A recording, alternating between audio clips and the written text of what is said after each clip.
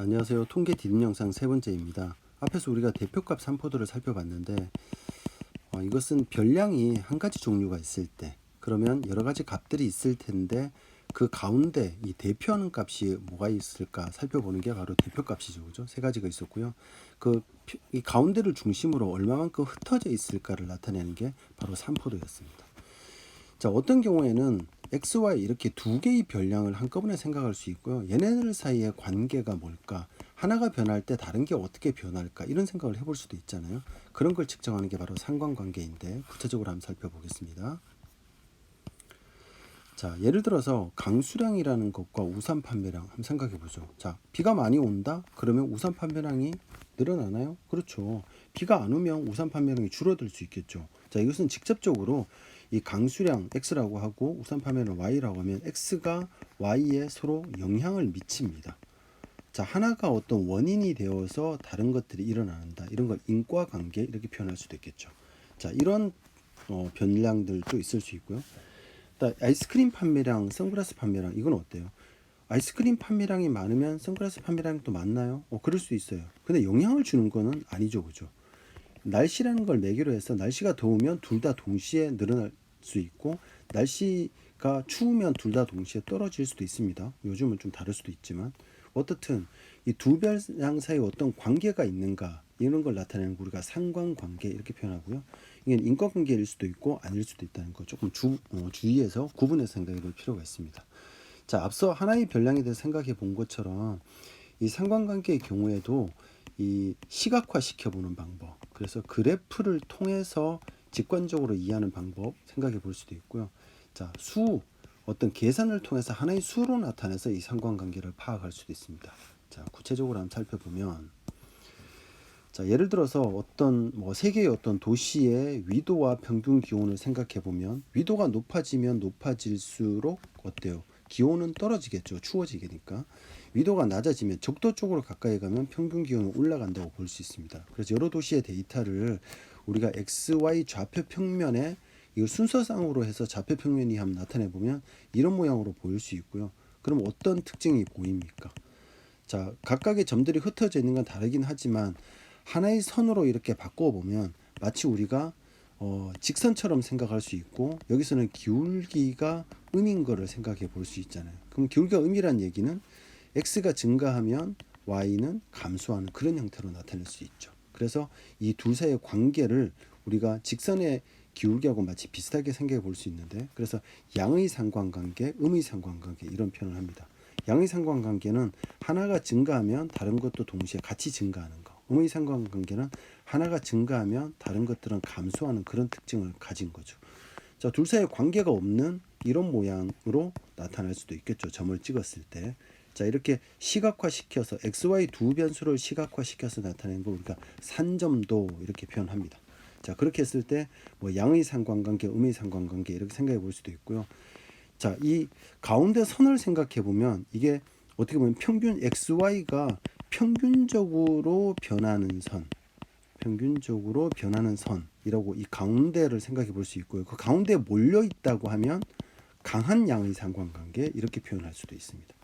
자, 가운데를 기준으로 이 뚜렷하지 않다. 점이 이렇게 흩어져 있다는 얘기는 둘 사이에 서로 관계되는 정도가 좀 뚜렷하지 않다, 약하다 이렇게 표현할 수 있습니다. 약한 상관관계 이렇게 표현할 수도 있고요.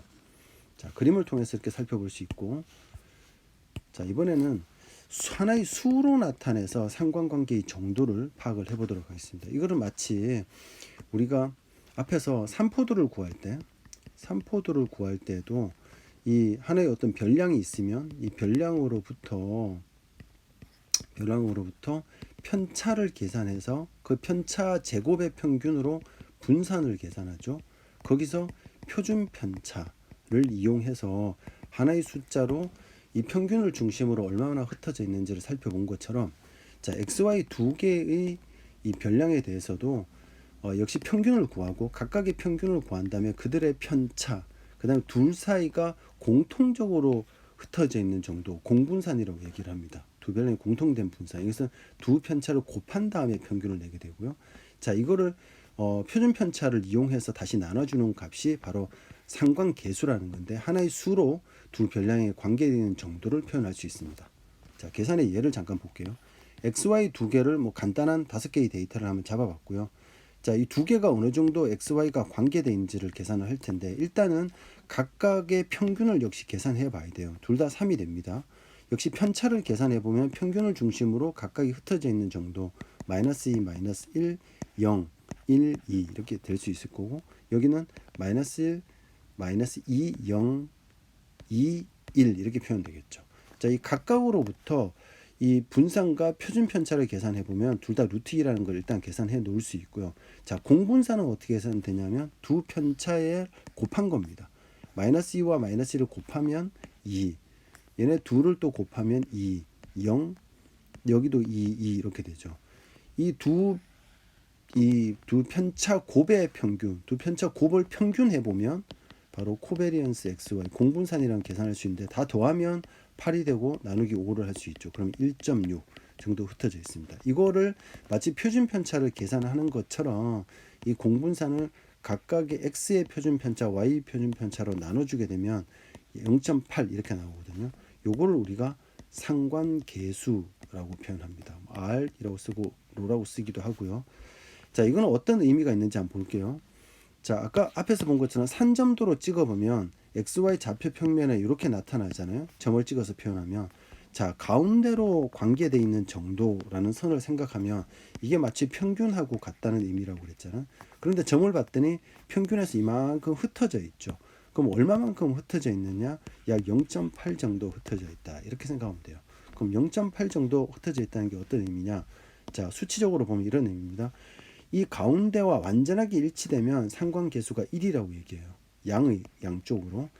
완전하게 음쪽으로 완전하게 일치하면 마이너스 1이 되거든요. 그래서 상관계수는 마이너스 1에서 플러스 1까지 변하는데 그 사이에서 숫자에 따라서 뭐 0.7, 0.3, 0 이렇게 분류를 할 수도 있고 0이면 상관관계가 없다 이런 얘기예요.